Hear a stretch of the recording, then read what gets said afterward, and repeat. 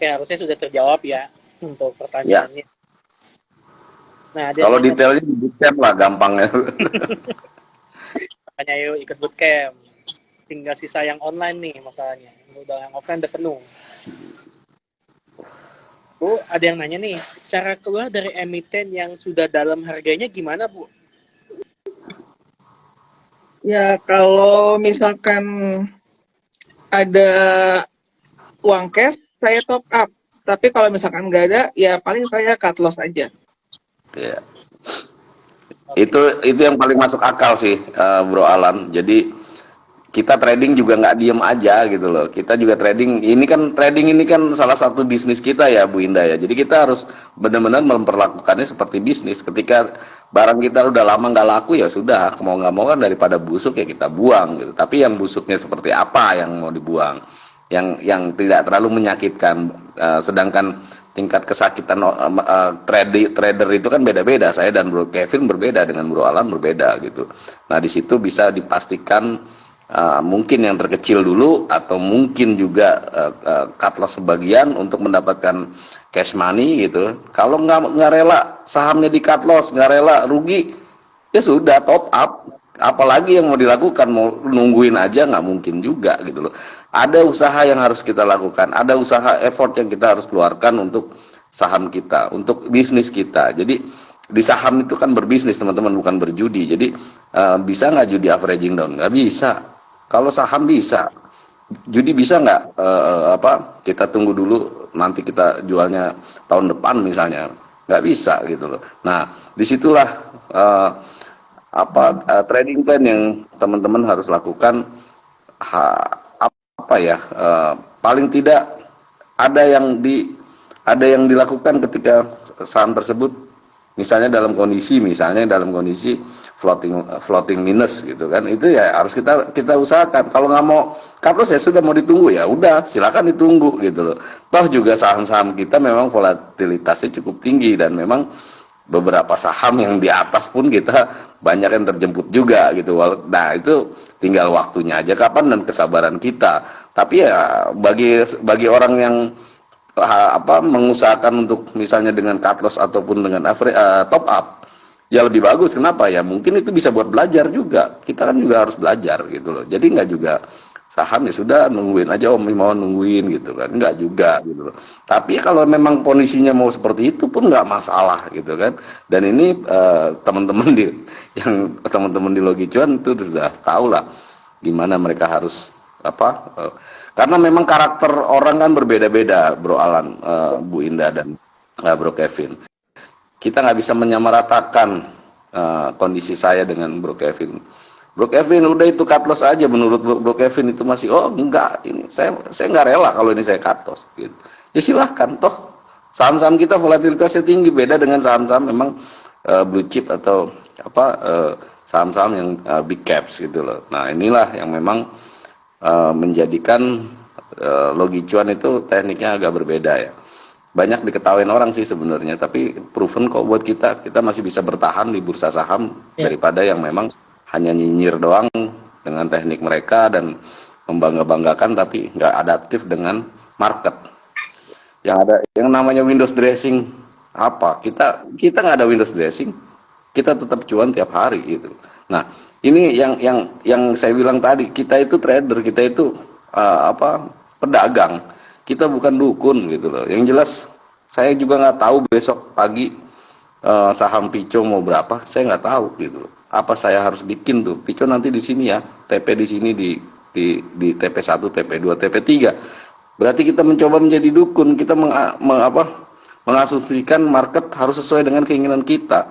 Nah, inilah perbedaan yang dilakukan di Logi Cuan. Seperti itu, Bro. Siap, Om. Sama ada lagi nanya nih, Bu. Bu, cut loss terbesar berapa, Bu? Cut loss terbesarnya ya yang dosa lama ya. Itu lumayan. Dosa lama itu artinya belum masuk Logi Cuan ya, teman-teman. Jangan salah paham, nanti dikiranya cut loss di Logi Cuan lagi. Iya. Yang dosa lama itu udah dipertimbangkan karena kelihatan itu terus turun, makanya saya cut loss. Karena itu juga ada kekuatan untuk cut loss ya karena dapat ilmu juga dari Om. Jadi kuat. Iya, benar benar benar. Nah, itulah uniknya di Logi Cuan ya, teman-teman. Banyak teman-teman yang memang sudah punya dosa lama sebelum masuk Logi Cuan dan sahamnya cukup beragam dengan beberapa cukup beragam juga alasannya kenal. Nah, ini anehnya juga Bu Indah. Banyak yang japri saya, "Om, saham ini gimana loh? Kamu dulu belinya siapa yang nyuruh?" Saya bilang. Kalau saya yang nyuruh, saya tahu ini kamu beli sendiri gitu kan. Alasannya apa? Nggak tahu. Jangan tanya saya, kamu aja yang beli yang nggak tahu, apalagi saya. Nah, itu kan satu hal yang bercanda ya, tapi gini loh. Di saham kan juga ada, ya kayak tadi saya bilang, kita punya RDN itu kan anggapan kita kan adalah aset kita. Ketika aset kita tidak bergerak, yang saya bilang tadi, kita punya kayak aset properti gitu kan, mungkin naik, yes, naik. Tapi kapan? Kita kan nggak tahu. Nah, ini kan yang Ibu Indah lakukan, cut loss misalnya dengan membelikan saham yang memang ada produktivitasnya tuh, walaupun harganya masih di bawah aja gitu kan. Contohnya kayak Enzo waktu itu kan, kita di 50 main. Ketika dia terbang ke atas kan, kalau Ibu Indah punya saham yang minim minus 50%, kalau kemarin masuk di Enzo, kelar tuh Bu, betul nggak? Iya betul. Betul kan? Nah, itu kan banyak yang kita lakukan dan saya banyak memberikan saran seperti itu ketika sahamnya, oh Om, ini saham saya sini dulu segini, ya sudah cut loss aja gitu kan. Memang berat cut loss, tapi anggap aja, jangan kamu lihat, kamu masukin ke saham yang memang punya potensi untuk naik seperti itu. Ya, harusnya menjawab sih ya itu. Om, ada pertanyaan nih Om nih, cukup menarik sih kayaknya nih. Ini kan sesuai hukum permintaan dan penawaran, semakin banyak permintaan atau bid, harga akan naik. Apabila kita serempak entry satu posisi, akan berefek meningkatkan harga emiten tersebut nggak Om? Ya, pasti. Tapi berapa lot dulu? Kalau serempak kalau serempak satu papan cuman 1.000 lot aja nggak ngangkat 19 juta, 20 juta gitu, 200 orang, 500 orang, ya nggak ada apa-apanya gitu. Ngapain, mendingan gue sendirian. Di spike Om.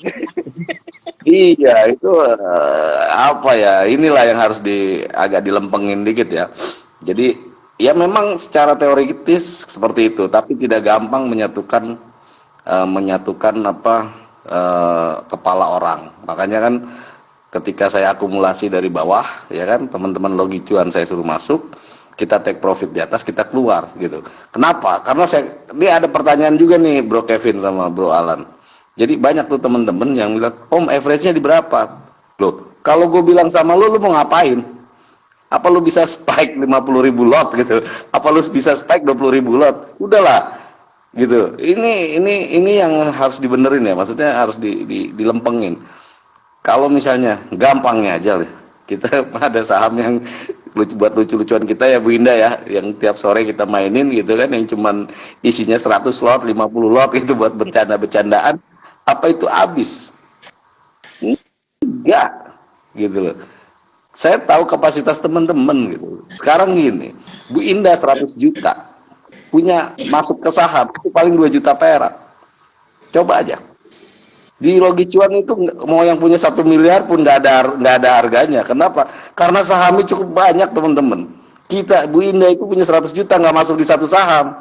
Beda sama influencer lain yang ngomong, ayo saya masuk ke sini. Bu Indah masuk tuh 100 juta, Kevin masuk tuh 200 juta, Alan masuk tuh 1 miliar. Kita masuk paling 1 juta 500.000, bahkan ada yang 1 lot. Teman-teman, bayangin 1 lot gitu. Dan itu uniknya dari Logi Cuan gitu loh. Yang ditakutkan orang, padahal kita masuk cuma segitu gitu kan. Nah, ini kan yang memang yang kita manfaatkan adalah menstimulus market ya teman-teman. Jadi berapapun itu naik 1-2 tik, bahkan ada yang TP cuma 1 tik karena mungkin saking takutnya gemeteran gitu kan, mereka keluar di 1 tik, ya itu fine aja gitu. Jadi apakah benar ketika masuk semua kita ya, yang bisa menginstruksikan si Kevin itu sampai serak suaranya kalau kita suruh masuk, dan nggak semua saham kita bisa masuk gitu. Nggak semua saham naik, harga langsung naik. Yes, kalau cuma sedikit, iya pasti. Tapi kalau ketika udah naik aja bisa diguyur kok sama bandarnya gitu, sama yang punya kepentingan di saham tersebut kan tidak menjadi satu hal yang pasti. Jadi disitulah kita pentingnya memahami karakter sebuah saham. Ketika kita masuk pun ada ya kayak kemarin hari Kamis dan Jumat itu harinya Logi Cuan Pesta Pora itu ya, setiap saat yang kita spike beberapa kali lanjut. Jadi ada juga kan kita beberapa kali kita masuk ya malah diguyur, malah turun lagi ya kan. Nah ini kita nggak pusing-pusing amat. Kenapa? Karena sahamnya masih banyak gitu loh. Kita nggak berhasil di 10 saham, masih ada 70 tuh Bu Indah di belakang nungguin ya kan. Bodo amat yang ini yang 10 ya kita tungguin aja yang 70 kan gitu. Jadi itulah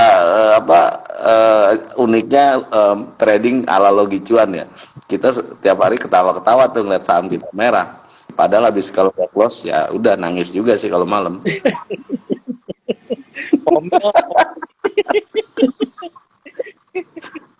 Ya, makanya kita lebih sebut untuk kita ini sebetulnya komunitas ya, bukan grup atau apapun itu, karena kita memang semua itu saling terikat ya, dan juga udah kayak saudara lah meskipun kita dari jauh. Udah kayak saudara ya.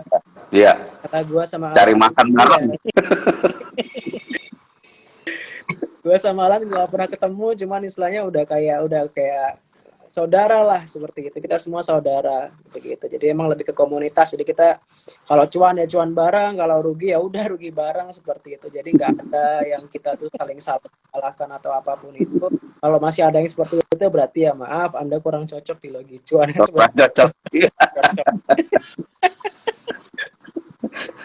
Ya, lanjut lagi. Kayaknya ini ada pertanyaan dari orang luar Logi Cuan nih Om. Anggota Logi Cuan rata-rata pakai berapa RDN? Oh ya, kita di sini rata-rata 15 sampai 18 RDN yang nggak kepake. Itu yang dipakai cuma satu biasanya. Enggak ya teman-teman. Jadi kita di sini bebas-bebas aja. Teman-teman mau pakai 2 RDN, 3 RDN, 19 RDN, 32 RDN, 54 RDN silahkan. Yang penting bisa ingat passwordnya. Saya 2 aja sering salah. 3 aja sering salah. Passwordnya lupa mulu lan gitu. Maklum lan umur. Jadi nggak ada keharusan untuk berapa RDN. Yang penting isi RDN-nya. Jangan berapa banyak RDN-nya. Isi RDN-nya yang penting gitu. Iya, betul. Oke deh Om. Ini Om ada pertanyaan nih Om. Kalau harga saham turun, pengaruh nggak sama modal kerja perusahaan? Nggak ada. Kan? Nggak ada. Saham BUMN kita yang kemarin, saham perkapalan, BUMN perkapalan kita kinerjanya boro-boro.